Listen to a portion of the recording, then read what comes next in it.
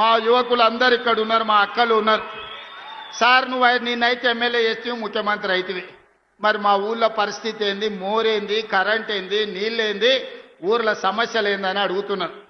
నాకు తెలిసి రాబోయే 3-4 రోజుల్లోనే రాష్ట్ర ఎన్నికల సంఘం సర్పంచ్ ఎన్నికల్ని నిర్వహించబోతుందని నాకు సమాచారం ఉన్నది. ఈ వేదిక మీద నుంచి మా మిత్రులకు ప్రతి గ్రామంలో మంచోళ్లను సర్పంచులుగా ఎన్నుకోండి. మన నియోజకవర్గాన్ని అభివృద్ధి చేసుకుందాం. అభివృద్ధిని అడ్డుకునేటోళ్ళని సర్పంచులను చేయకండి. అభివృద్ధికి సహకరించి నా దగ్గర వచ్చి కూర్చొని ఏమి కావాలనో అడిగి గ్రామంలో ఇంటింటికి సంక్షేమ పథకాలను అందించడమే కాకుండా ప్రతి గ్రామానికి రోడ్డు ఉండాలి, గుడి ఉండాలి, బడి ఉండాలి, తాగడానికి నీళ్ల ట్యాంక్ ఉండాలి, ప్రతి పేదవాడికి ఇందిరమ్మ ఇల్లు అందాలి, ప్రతి పేద అక్కకు చెల్లెకు ఈనాడు మనం పెడుతున్న సారే చీర ఆడబిడ్డలకు చేరాలి. అందుకే ఈనాడు పండుగ పూట కుటుంబ ఇంటి వాళ్ళు పెట్టే, తల్లిదండ్రులు పెట్టేది, సొంత సోదరుడు పెట్టే చీర మనం సారెగా చూస్తాం. అందుకే ఈనాడు ఈ రాష్ట్రంలో ఉండే 1 కోటి మంది ఆడబిడ్డలకు 1 కోటి చీరలు పెట్టడం ద్వారా పండుగ పూట పెట్టే చీరే మా ఆడబిడ్డలకు సారే కావాలని ఈనాడు రాష్ట్రం మొత్తం నాణ్యత కలిగిన చీరలని మా ఆడబిడ్డలకు ఇస్తున్నాం. అధికారులకు నేను ఆదేశాలు ఇస్తున్నా, ప్రతి ఆడబిడ్డకు ఇంటికెళ్ళి చీర అందించాలి.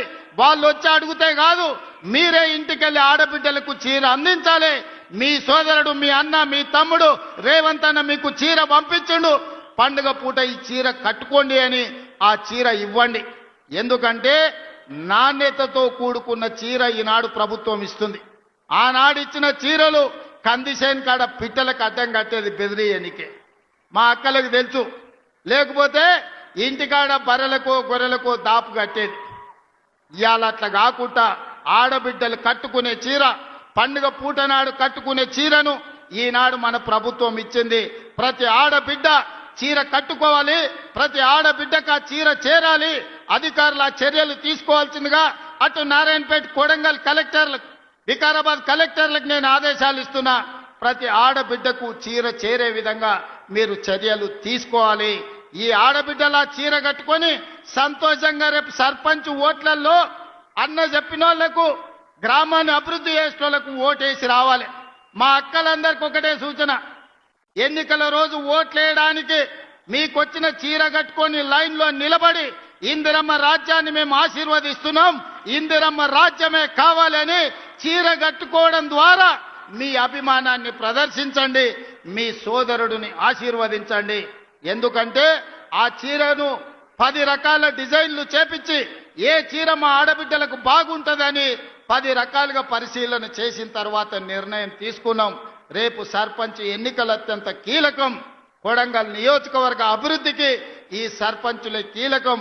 మంచి వాళ్లను సర్పంచులుగా ఎన్నుకోండి.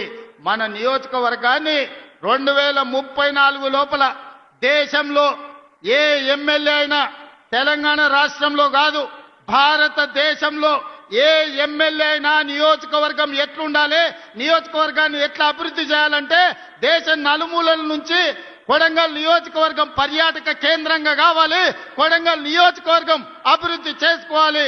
10 సంవత్సరాలు 2034 వరకు కొడంగల్ ప్రజలకు నేను విజ్ఞప్తి చేస్తున్నా, రాజకీయాలు పక్కన పెట్టండి.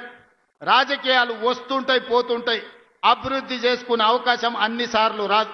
70 ఏళ్ళు చూసినాం. ఎన్నడో వెనుకటికి మనం పుట్టక ముందు అచ్యుతారెడ్డి ఒక్కసారి మంత్రి అయ్యాడు.